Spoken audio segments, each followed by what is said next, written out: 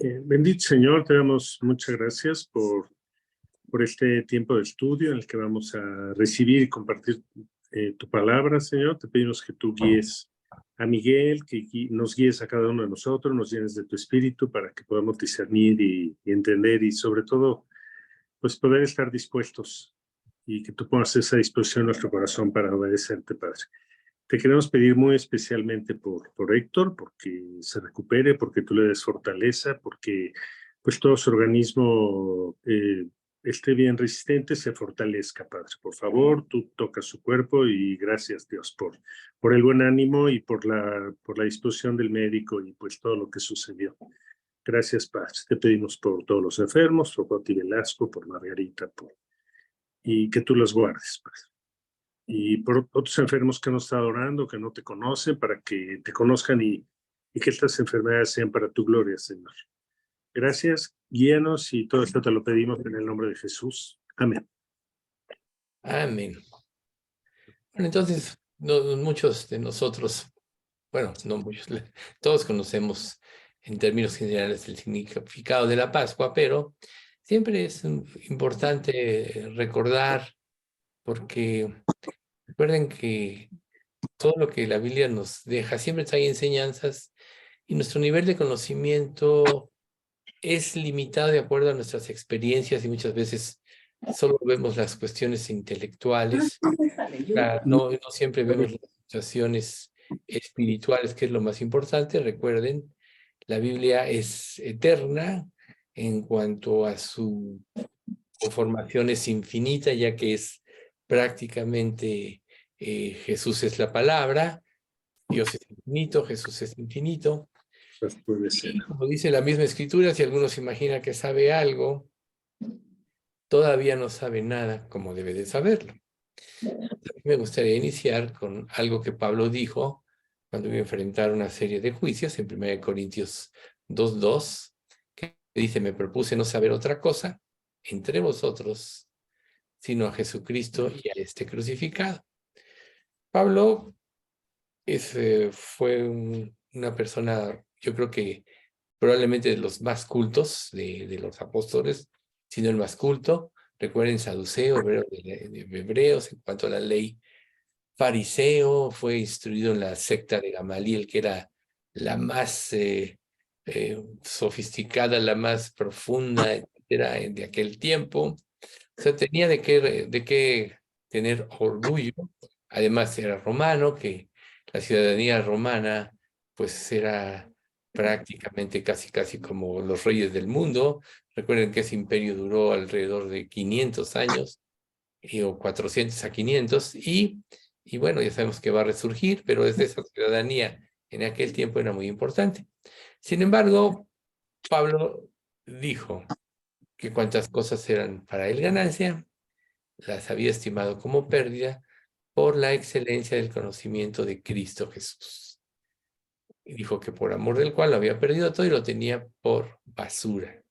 Entonces, para que nosotros podamos comprender un poco más profundo todo lo que Cristo vivió, pues tenemos primero que entender por qué Dios, antes de que Cristo se revelase, bueno, recordemos primeramente que en el Cristo, o sea, que Dios en un sentido y en su corazón sacrificó a Cristo desde antes de la fundación del mundo. O sea, Dios había planeado todo, recuerden, todas las cosas estaban concluidas desde antes de la fundación del mundo, pero aquí, por ejemplo, en el capítulo de Apocalipsis, que en el capítulo 13, se nos dice algo muy, perdón, sí, 13 dice: y lo adoraron todos los moradores de la tierra cuyos nombres no estaban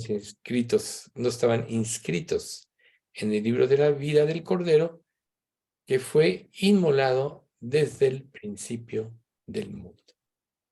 Imagínense a qué grado se extiende el plan de Dios, que antes de él siquiera realizar nada, él ya tenía su plan hecho y ya tenía predestinado que Cristo habría de morir por los pecados de la humanidad. Él, desde los inicios, dio tipos de Cristo.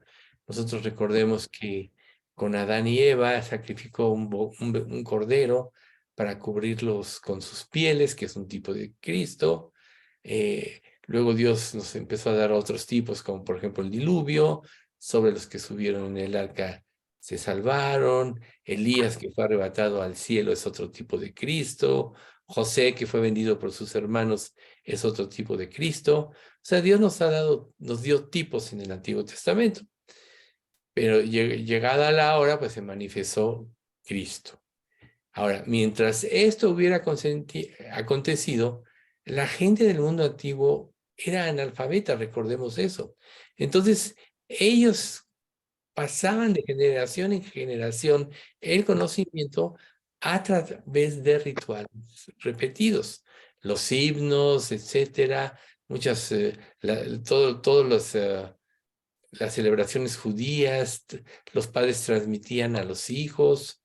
Ahora hace poco tuve oportunidad de testificarle a un judío y de hecho me dijo que era levita, que había estudiado mucho, pero los judíos no son casi como los católicos. Al haber rechazado a Cristo no tienen la luz del evangelio, pero él me dijo algunos aspectos interesantes que desde el punto de vista judío es más fácil para ellos comprender.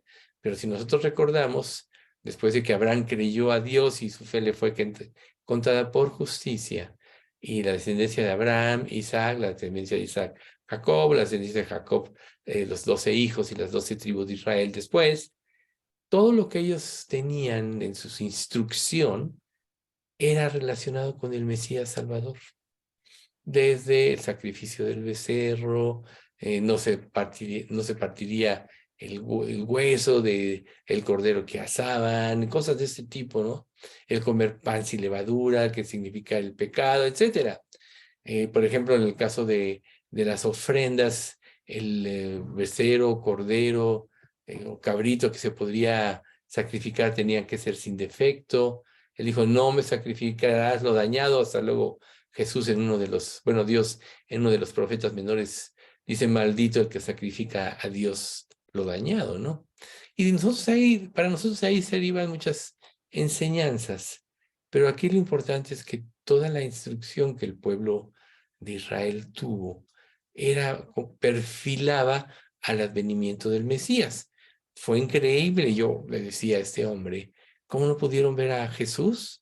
Digo, ustedes los judíos se concentraron en regreso de su Mesías Salvador en gloria, cosa que iba a suceder, pero ustedes no saben todavía lo que les va a suceder. Le digo, muchas de esas cosas están descritas en el libro de Daniel, pero no sé si ustedes sepan que el libro de Daniel no lo aceptan los judíos. No lo toman como inspirado por Dios. ¿Por qué? Porque los orillaría a creer, en un sentido. Entonces, cuando tú no crees, desechas lo que puede ponerte en duda, etc. Pero aquí lo importante para nosotros es que desde los sacrificios de la antigüedad todo perfilaba a Jesucristo y entonces, reitero, el becerro tenía que ser sin defecto. Este becerro representaba al Mesías que habría de venir, o sea, a Jesucristo, al siervo sufrido, ¿sí? Lo representaba como el Cordero de Dios. Y fíjense qué interesante, las aves del cielo era como el Cristo resucitado. Recuerden que cuando una persona no tenía dinero, presentaba dos palominos, sacrificaban otro y el otro lo dejaban ir y representaban al Cristo resucitado. Entonces, en el sacrificio, el ofrendante debía poner las manos sobre la cabeza del animal. Recuerden que ya una vez platicamos de esto, no sé si lo recordarán, pero ellos convivían con el animal más o menos unos 2 o 3 días antes. Y era lógico, así como la gente tiene perritos en la actualidad, que se encariña con las mascotas, etcétera, que se encariñaban con el cordero que iban a sacrificar. Entonces, en el momento del sacrificio, al poner las manos sobre la cabeza del animal, prácticamente le estaban transfiriendo simbólicamente sus pecados a una víctima inocente. Pero imagínense lo que ellos sentían, ya que ya habían tenido una relación, aunque fuera mínima, con el animal. Y era importante que ellos sufrieran este dolor para que pudieran entender lo que el Mesías iba a tener que sufrir pagando por los pecados o las culpas de toda la humanidad. Y pudiesen ellos creer. En el Levítico 1:5 dice: entonces degollará el becerro en la presencia de Jehová, y los sacerdotes, hijos de Aarón, ofrecerán la sangre y la rociarán alrededor del altar, el cual está a la puerta del tabernáculo de reunión. Recuerden, sin derramamiento de sangre no hay remisión de pecados. Entonces, al poner las manos sobre el animal, esto era una forma de identificarse de alguna manera con identificarse con los pecados del individuo, que eran transferidos hacia el animal inocente que iba a ser degollado. De la misma manera, Cristo fue hecho pecado por nosotros, para que nosotros fuésemos hechos justicia de Dios en él. De hecho, 2 Corintios 5:21 lo dice: al que no conoció pecado, por nosotros lo hizo pecado, para que nosotros fuésemos hechos justicia de Dios en él. Ese animalito, obviamente, pues, un animal, no tenía pecado, era una víctima inocente que tenía que cargar con el pecado. Entonces, la aceptación por parte de Dios de los holocaustos daba como resultado la expiación de los pecados. ¿Sí? Por ejemplo, el verbo expiar, en hebreo esquiper, significaba sencillamente cubrir. Así, la sangre de Cristo cubre tu vida, la sangre animal cubría los pecados del pueblo, y se rociaba alrededor del altar para que Dios lo viera como una ofrenda aprobada a él. Se quemaba el incienso como olor fragante, que implicaba la oración de la restauración, y así esto llegaba a la morada de Dios y obtenían el perdón.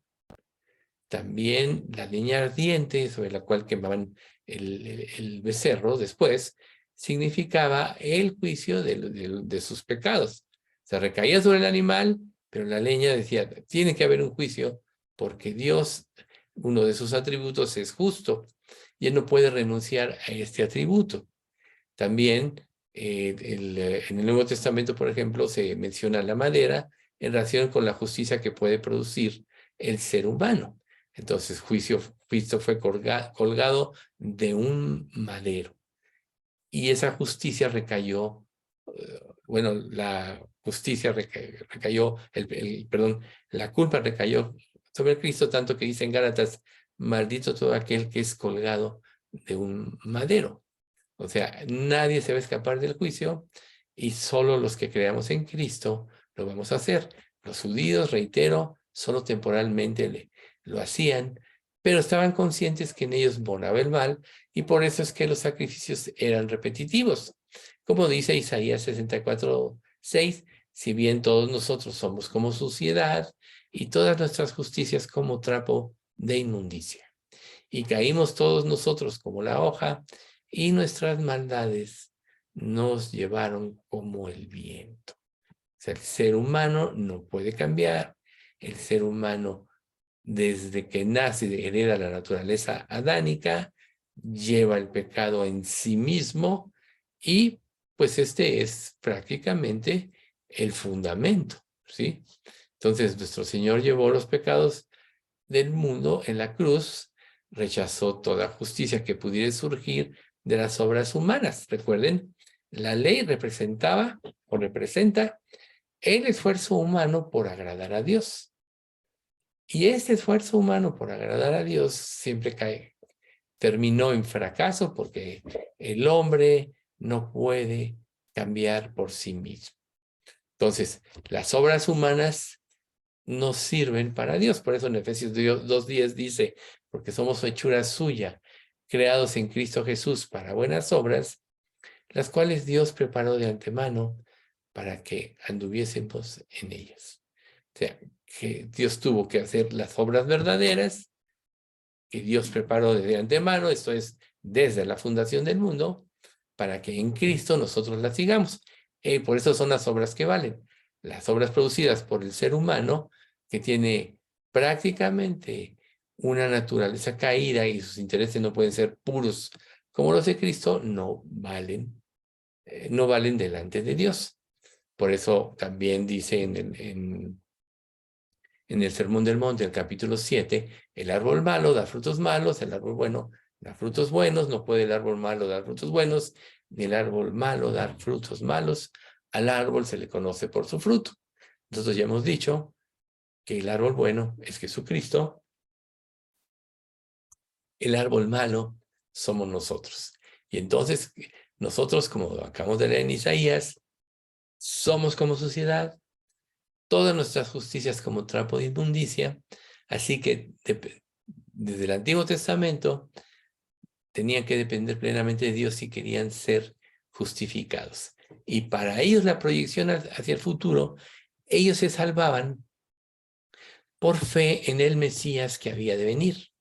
Nosotros nos salvamos por fe en el Mesías que ya vino, pero siempre Jesús ha sido el centro de la salvación. En unos hacia el futuro, cuando Él estuvo aquí en la tierra en su generación, en el presente, y nosotros que vivimos después de ello, de acuerdo al sacrificio ya hecho por Cristo en la cruz. Entonces, ¿cuál es el destino de esto? Que al sacrificar los judíos, se restauraba su comunión con Dios, y ellos podían tener la certeza de que estaban libres para seguir a Dios. Dios, de hecho, recuerden ustedes, tiene el libro de la vida, y en este libro se inscribe solo aquellos que se salvan. Dice en Apocalipsis 20, de 12 al 15, y vi a los muertos, grandes y pequeños, de pie ante Dios, y los libros fueron abiertos. Y otro libro fue abierto, el cual es el libro de la vida, y fueron juzgados los muertos por las cosas que estaban escritas en los libros según sus obras. Y el mar entregó los muertos que había en él, y la muerte y el Hades entregaron los muertos que había en ellos, y fueron juzgados cada uno según sus obras. Y la muerte y el Hades fueron lanzados al lago de fuego. Esta es la muerte segunda. Pero aquí el 20:15 es lo más importante. Y el que no se halló inscrito en el libro de la vida fue lanzado al lago de fuego. Y aún en la época de Moisés, Dios ya le había dicho a Moisés que él había inscrito, desde el momento que lo iba a usar para liberar a Israel de la esclavitud de Egipto, que Dios había inscrito su nombre. Tanto que en Éxodo 32:33 dice, porque Moisés le dijo, pues quítame de este libro, porque estaba luchando con un pueblo rebelde y ya no podía.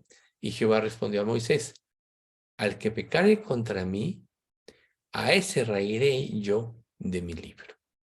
O sea que todos los seres humanos, sin conocer a Cristo, sin haber sido redimidos, están quitados del libro de la vida. Pero sus obras están todas escritas en los libros. O sea que el día que Dios juzgue, serán ellos condenados porque todo está escrito ahí. Imagínense ustedes. Entonces, cuando ya habíamos dicho que el fuego representa el juicio, pero también representa la santidad de Dios. Recuerden que la Biblia dice que Dios es fuego consumidor, porque su santidad nadie la puede soportar si no hay un cambio en ellos. Por eso nadie puede ver a Dios y vivir. Sin embargo, aquellos a que Dios aprueba, aquellos que siguieron las instrucciones de Dios y tuvieron la fe en el Mesías hacia el futuro, ellos son los que también se van a salvar del Antiguo Testamento. En el Salmo 32, al inicio dice, bienaventurado aquel cuya transgresión ha sido perdonada y cubierto su pecado. Bienaventurado aquel a quien Jehová no culpa de iniquidad y en cuyo espíritu no hay engaño.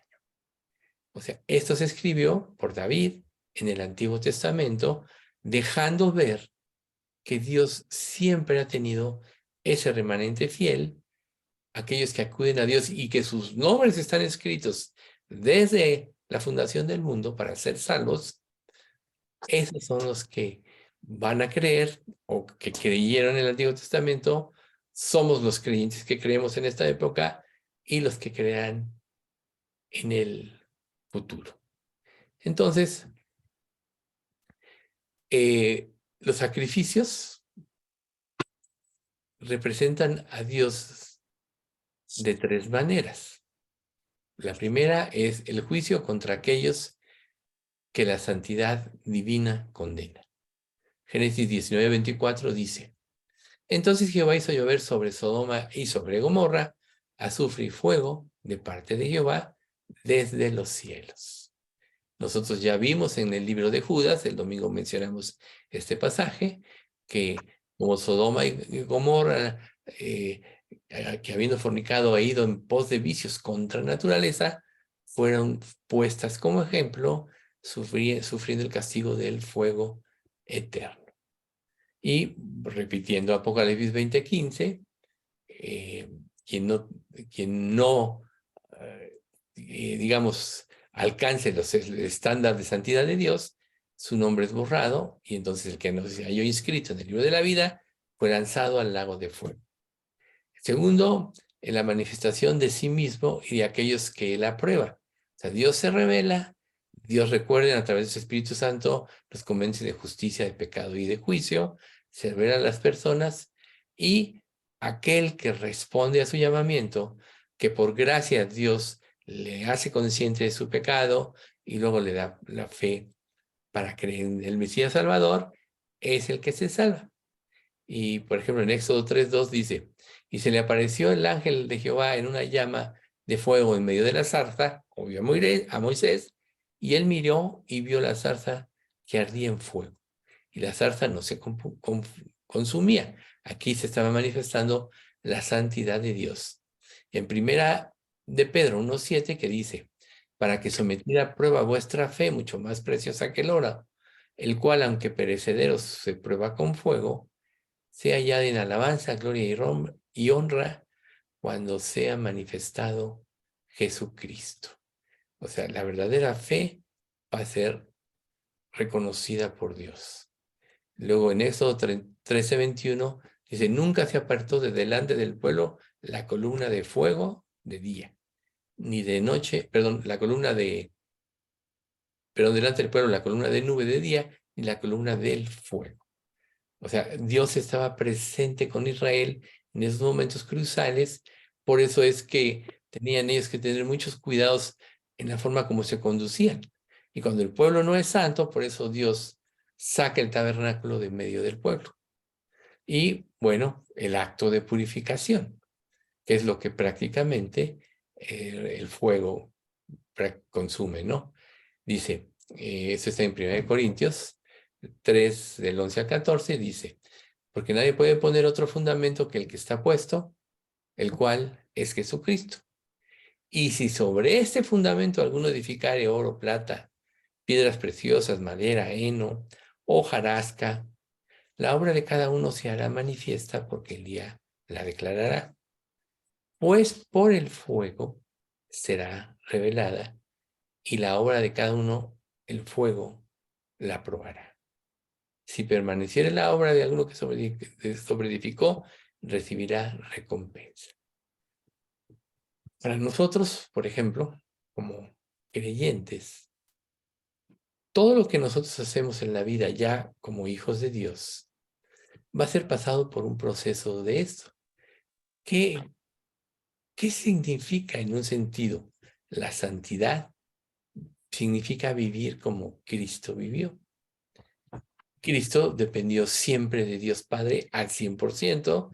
Recuerden, no puedo hacer yo nada por mí mismo, según oigo así juzgo, y mi juicio es verdadero porque no busco mi voluntad, sino la del que me envió, la del Padre. Juan 5:30. No busco mi voluntad, sino la que me envió, la del Padre. Si un creyente vivía de esta manera, Quiere decir que toda la obra que él haga va a estar puesta sobre el fundamento correcto, que es Jesucristo, y va a recibir recompensa. Pero si se revela, si dice, no, el Señor tarda, ay, no es para tanto, son muy exagerados en pedir la vida de santidad. Si Dios me dio ya la salvación, pues puedo vivir como yo quiera, al fin ya soy salvo, que por cierto, entre paréntesis, eso es la doctrina de los nicolaitas, pues toda la obra se va a perder en esta persona, siendo salva. Obviamente, los salvos tienen oportunidad. Y entonces, por ejemplo, cuando Malaquías está hablando del advenimiento del Mesías, en Malaquías capítulo 3, versículos 2 al 3, dice, ¿y quién podrá soportar el tiempo de su venida? ¿O quién podrá estar en pie cuando Él se manifieste? Porque Él es como fuego purificador y como jabón de lavadores.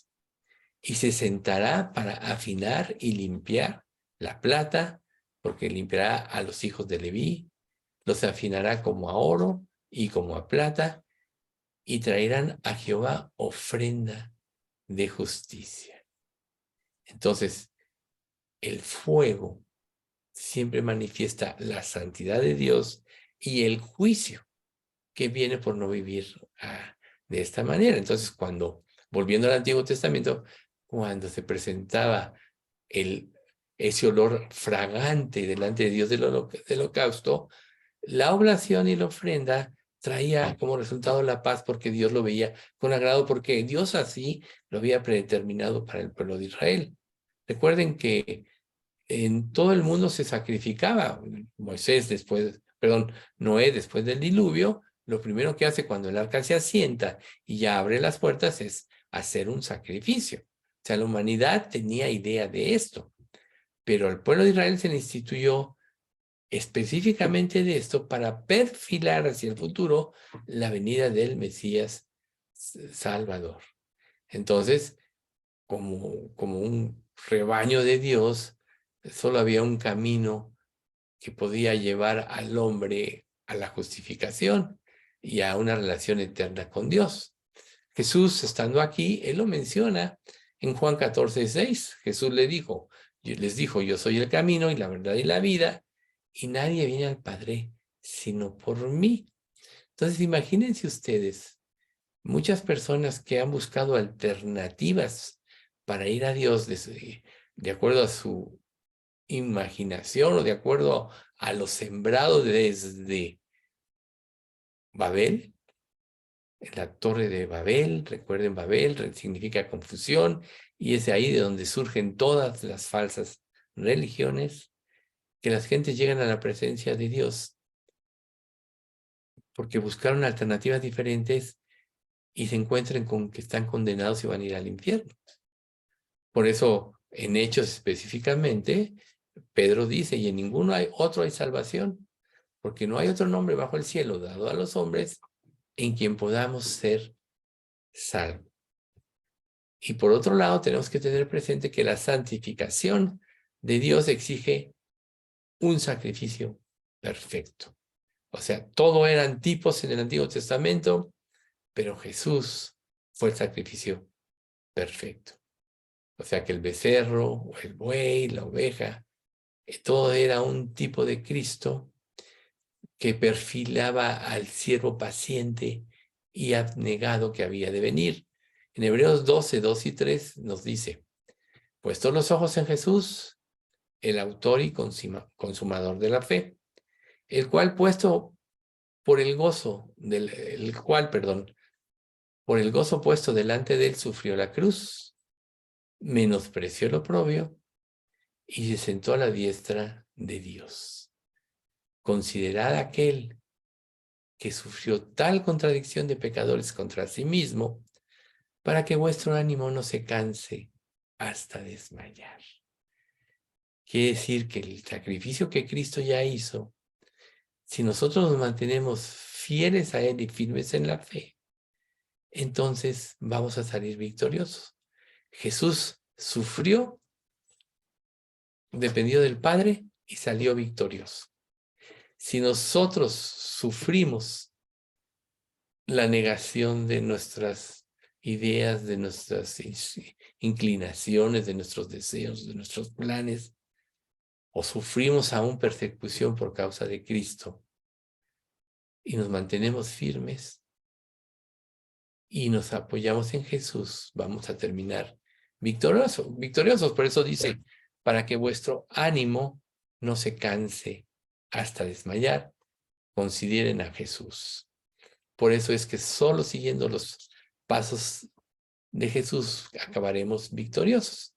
Y gracias a Dios que en su palabra nosotros tenemos revelada su vida en los 4 evangelios, con los 4 diferentes enfoques, como sacerdote, como siervo, como rey y como Dios. Y podemos aprender mucho, por eso es tan importante estar constantemente leyendo los evangelios, independientemente de otras lecturas que tengamos de la Biblia, para profundizar en lo más importante que es la vida de Jesús en este mundo. Las cartas apostólicas son doctrinales, nos dan normas y mucho aliento de muchas cosas, pero los evangelios son básicos. Por tanto, Jesús, como siervo, fue obediente hasta la muerte.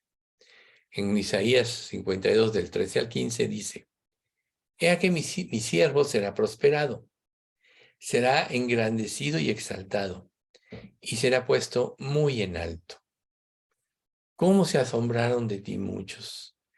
De tal manera fue desfigurado de los hombres su parecer, y su hermosura más que de los hijos de los hombres. Así asombrará él a muchas naciones. Los reyes cerrarán la boca ante él, porque verán lo que nunca les fue contado y entenderán lo que jamás habían oído. Una persona me preguntó ayer, una persona que le he venido hablando y está leyendo la Biblia, etcétera, que si Juan había sido el más instruido y culto de los apóstoles. Entonces yo le dije, bueno, en realidad la misma Biblia dice que los apóstoles eran personas iletradas. Digo, Pablo sería en todo caso el más, como decíamos al principio del estudio, el más instruido, pero le dije, pero no es esa la sabiduría importante, porque por la sabiduría humana el hombre nunca puede ni llegar a Dios. La sabiduría que estos hombres tenían era, y ahí mencioné Santiago, es la sabiduría que viene de lo alto, que es pura, amable, llena de misericordia y de buenos frutos, y pacífica, sin incertidumbre ni hipocresía. Entonces esta persona me dice, ya entendí. Ahí está en la palabra, por eso es tan importante la palabra. Y bueno, lo que dijo Filipenses hablando de el Mesías, ya hablando de Jesús como el Dios hecho hombre. Allá pues en vosotros este sentir que hubo también en Cristo Jesús, el cual siendo en forma de Dios no estimó el ser igual a Dios como cosa que aferrarse, sino que se despojó a sí mismo tomando forma de siervo. Y estando en la condición de hombre, se despojó a sí mismo, haciéndose obediente hasta la muerte y muerte de cruz. Se humilló a sí mismo. Entonces, ahí nosotros vemos que por eso Jesús nunca pecó, siempre obedeció, y aún su acto de renunciar a ser, ¿cómo podríamos? A su divinidad de momento, para venir a este mundo, es algo que hizo él por su propia voluntad, pero además lo más importante es que se sometió en obediencia como ser humano a Dios Padre en todo para poder rescatarnos. Ahí se manifiesta prácticamente lo que es el verdadero amor y el amor divino, que Él puso su vida por la humanidad. La santidad divina tiene que ser satisfecha, tenemos que saberlo, e implica un juicio total por los pecados. Y como el ser humano sin Cristo no puede dejar de pecar y añade pecado a pecado, nunca podría llegar a satisfacer esa santidad divina. Solo Dios podía haberlo hecho. Por eso Dios lo planeó desde antes de la fundación del mundo. Y por eso Jesús vino renunciando a su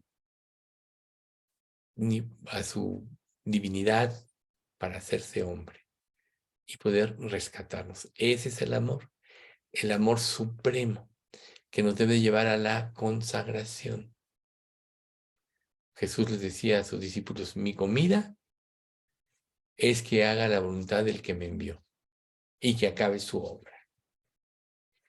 Entonces, si tú quieres realmente seguir las pisadas de Jesús, si tú entiendes lo que significó este sacrificio y cómo Dios siempre habló a la humanidad, Dios hablando de muchas veces a nuestros padres, de muchas formas, muchas veces y de muchas formas a nuestros padres, por los profetas, actualmente nos ha hablado por el Hijo, según dice Hebreos en el capítulo 1. O sea, es ahí precisamente donde nosotros tenemos que saber que la única respuesta ante tan gran salvación es la consagración de nuestras vidas. Juan 6:38, hablando de obedecer, porque he descendido del cielo, no para hacer mi voluntad, sino la voluntad del que me envió. Entonces tú podrías parafrasear esto, decir, Dios ya me rescató del infierno y de esta vida de pecado. Por tanto, yo debo de vivir no para hacer mi voluntad, sino la voluntad del que me rescató, la del Padre. En Efesios 5:2 dice, y andad en amor, como también Cristo nos amó, y se entregó a sí mismo por nosotros, ofrenda y sacrificio a Dios en olor fragante. Imagínense ustedes que lleguemos un día al cielo, y como dice la Escritura, se nos diga bien, buen siervo y fiel, en lo poco has sido fiel, sobre mucho te pondré. Entra en el gozo de tu Señor. Pero imagínate aquel que vivió para sí mismo, que tenía todos los elementos del Evangelio, aún siendo salvo, pero que decidió no involucrarse por no tener persecución, por no ser señalado, por no perder amigos de este mundo, cosas de ese tipo. Esa persona pues no va a poder agradar a Dios y podríamos decir que va a echar a perder todo lo que Dios, todas las obras que Dios preparó para él, las cuales, obvio, son tan santas que se le van a asignar ¿a quién? Al testigo fiel.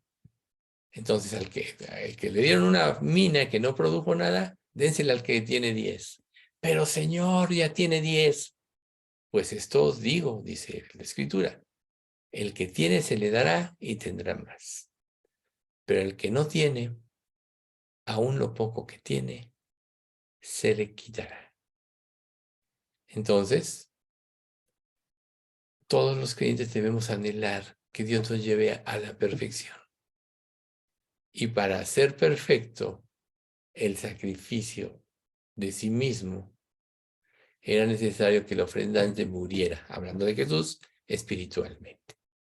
Y que a través del mediador de su salvación hiciese entrar su alma en una comunión viviente.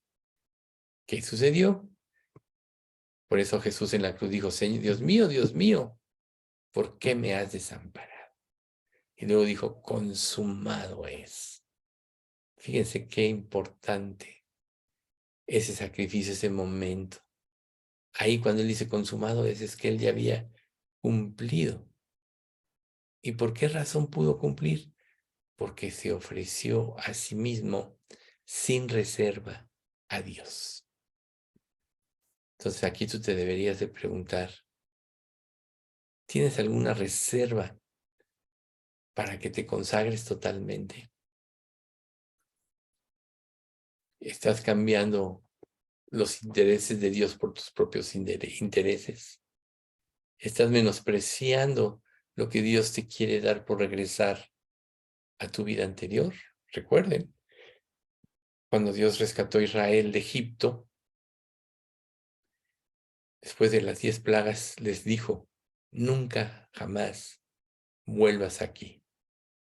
Nosotros sabemos por la historia de Israel que ellos sí volvieron a Egipto. Recuerden cuando Jeremías, y Dios veló de su pensamiento su presencia. Y Dios le dijo, nunca jamás. Dice, si las cosas que destruí, las mismas vuelvo a edificar, transgresor me hago. Entonces, para Dios es una aberración que tú pienses que, o según tú hayas puesto tu fecha de esperanza en Cristo, y ahora quieras vivir para ti mismo. Otra vez, volviendo a Egipto. Eso solo evidenciaría de que vas a perder todo el fruto, vas a pasar de panzazo o ni siquiera eres salvo. Yo creo que la mayoría de los casos es como este. Pero lo que nosotros tenemos que, o lo que hacemos cuando cedemos nuestros derechos a Dios, es que podemos experimentar una comunión viva y eficaz con Dios a través de nuestro Salvador. Entonces, no nos reservemos nada ante Dios, entreguémonos completamente, porque ahorita lo que hay en la tierra, todo será destruido. Y lo eterno es para siempre. Vale la pena en esta vida negarte a ti mismo para después pasar una eternidad al lado de Dios, satisfecho con todas tus recompensas y coronas y todo lo que Dios te dará por haber sido fiel. Pero lo más importante es entra en el gozo de tu Señor. En lo poco has sido fiel, sobre mucho te pondré. Entra en el gozo de tu Señor. El gozo de una relación íntima y estrecha con Dios, de una comunión total y perfecta.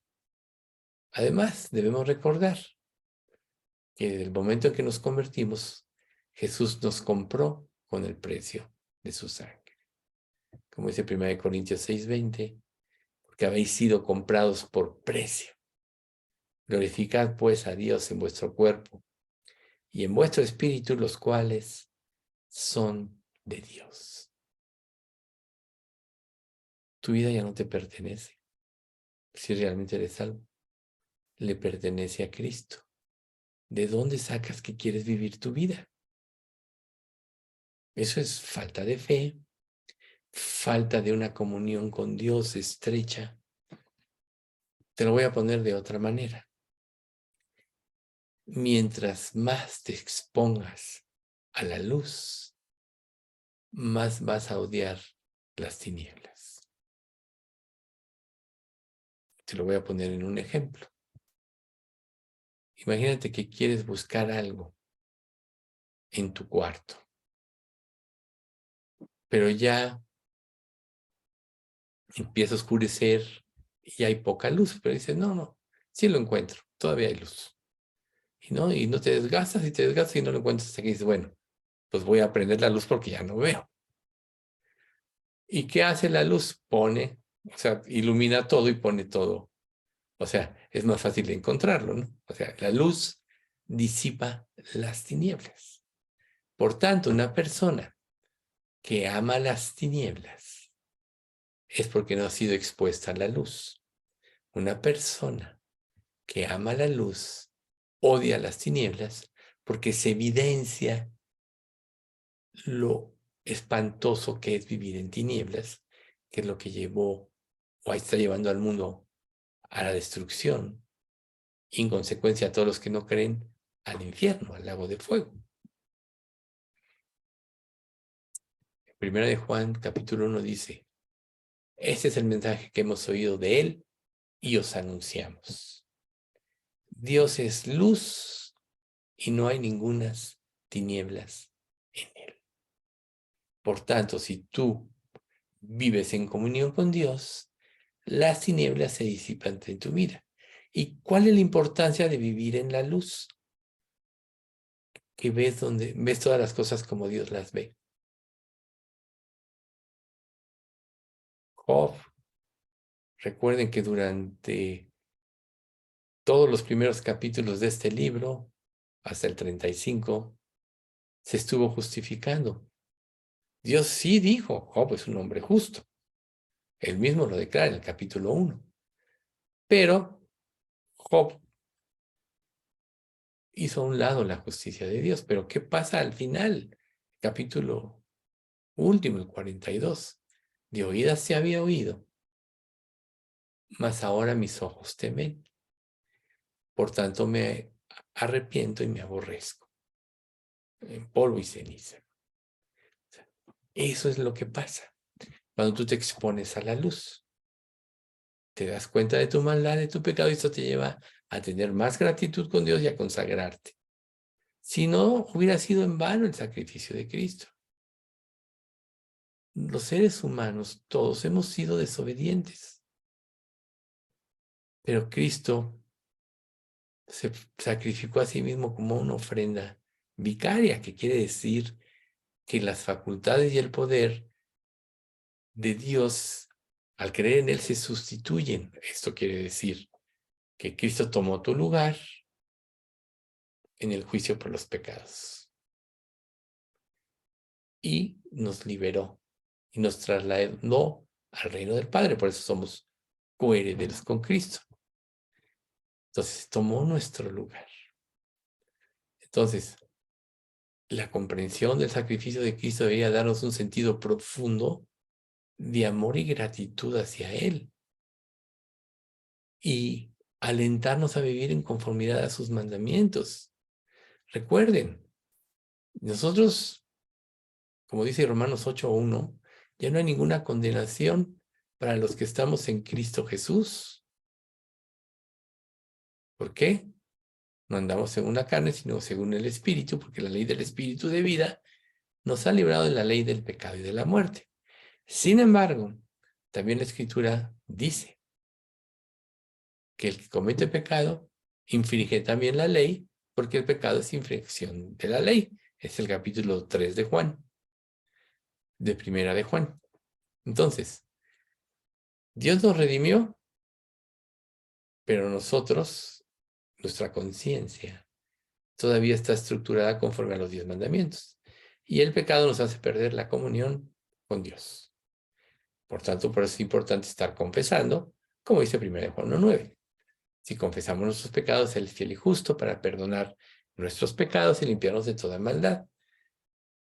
Somos sin culpa, pero el pecado nos impide estar en la luz, ver como Cristo ve, por tanto, nos impide la consagración total, a menos que vivamos en la luz y frenemos los pecados por la luz de la palabra en nosotros. En Efesios 5:2 dice, andad en amor, como también Cristo nos amó, y se entregó a sí mismo por nosotros, ofrenda y sacrificio a Dios en olor fragante.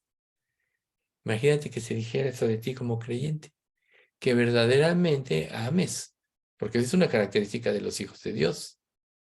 Sabemos que amamos a los hijos de Dios cuando amamos a Dios y guardamos sus mandamientos. Primera de Juan capítulo 5 también. Entonces, ahí nosotros sabemos que cuando amamos, cuando seguimos, estamos en comunión con Dios y delante de Dios somos un olor fragante. Somos olor de vida para los demás. Para los que creen y olor de muerte, como dice Pablo, para los que no creen.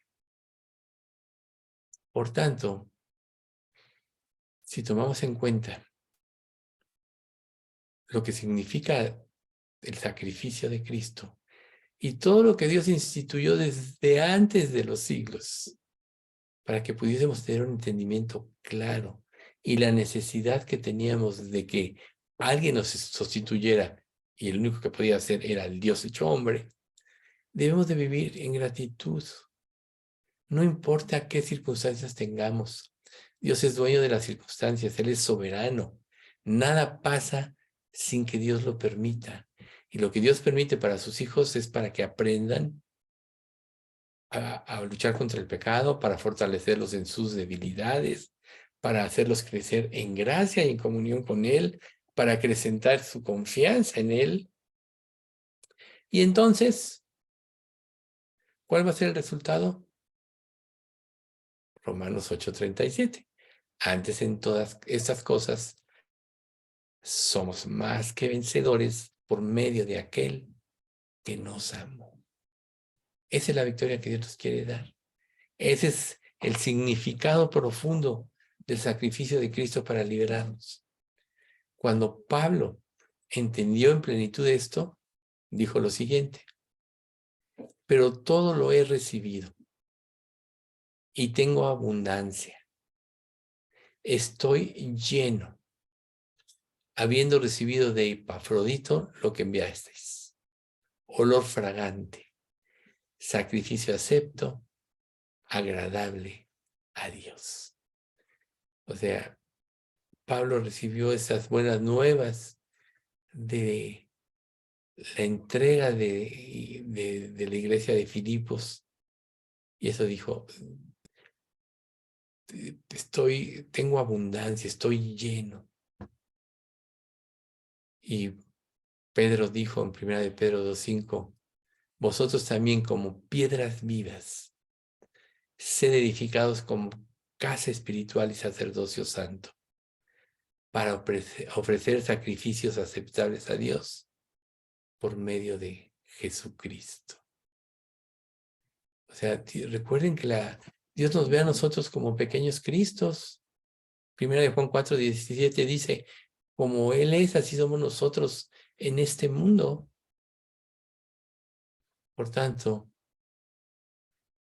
para que nosotros podamos mantener la gratitud y el significado del sacrificio hecho por Jesús en la cruz, debemos tener en mente todas estas verdades para que nos mantengan en comunión con Dios y nos sostengan en nuestra relación con Dios Padre. Por eso Dios quiere que las vivamos y las recordemos constantemente. Y esa es la razón también por la que nosotros tuvimos el domingo antepasado la Cena del Señor, para recordar precisamente todas estas cosas. Pero aquí el sentido de la Pascua es precisamente lo que debe estar presente en nuestras vidas. Porque si no está presente, entonces nos va a pasar lo que le pasó a Saúl, y Samuel tuvo que confrontarlo. El profeta Samuel le dijo, ¿se complace Jehová tanto en holocaustos y víctimas como en que se obedezca las palabras de Jehová? Ciertamente, el obedecer es mejor que los sacrificios y el prestar atención que la grosura de los carneros. Porque como pecado de adivinación es la rebelión, y como ídolos e idolatría la obstinación. Por cuanto tú desechaste la palabra de Jehová, Él también te ha desechado para que no seas rey. Así perdió Saúl el reino. Así se privó de que en su descendencia fueran benditas todas las familias de la tierra. Por eso David heredó todo eso, porque David tuvo un corazón recto para con Dios. No fue perfecto, se equivocó, pecó, pero siempre regresó a Dios. Así también nosotros no somos perfectos. Pero recuerden algo muy importante. Las convicciones generadas y vividas en nosotros por la palabra de Dios son las que nos van a sacar a victoria y las que nos van a permitir vivir esa vida de santidad creciente hasta que Cristo sea formado en nosotros. Vamos a orar. Padre, pues te queremos agradecer mucho por este estudio de la Pascua. Gracias, Dios, porque hay tantas enseñanzas y esto que hoy compartimos tan solo es un esbozo de todo lo que implica el sacrificio de Cristo. Pero, Señor, recordar algunos de estos aspectos es importante para nosotros, para que seamos alentados a vivir en la consagración y sobre todo, Padre, en una gratitud creciente por lo que tú hiciste por nosotros en la cruz. Nos liberaste del infierno eterno, nos has trasladado al reino de tu amado Hijo, nos has dado obras para que andemos en ellas, nos has constituido reyes y sacerdotes para el reino de Cristo en estos próximos 1000 años, cuando Jesús reine sobre la tierra. Y además, Señor, nos has prometido que estaremos para siempre, por toda la eternidad en cielos nuevos y tierra nueva, donde mora la justicia. Gracias, Padre, por todas estas enseñanzas y permite que la gratitud vaya por delante de nosotros y que ya no demandemos nada, sino que esta gratitud nos lleve a darlo todo por ti y a animarnos a seguir íntegramente el camino de tu voluntad. Señor, no dejes de recordar a nuestros enfermos. Pati López, Padre, permite que ella pueda ser sanada y te glorifique con su vida. Margarita, Señor, quítale los vértigos que tanto le han afectado. Ayúdale a su hijo a sanar. A Héctor, recupéralo, Señor. Y por todos los demás, Señor, te pedimos para que tú nos des salud, sobre todo para servirte y honrarte. Sabemos que el tiempo está cerca, que pronto tendremos cuerpos perfectos, pero mientras ese día llega, permítenos mantenernos en la mayor salud para servirte y tener una mayor consagración. Padre, todo esto te lo pedimos en nombre de Cristo Jesús. Amén.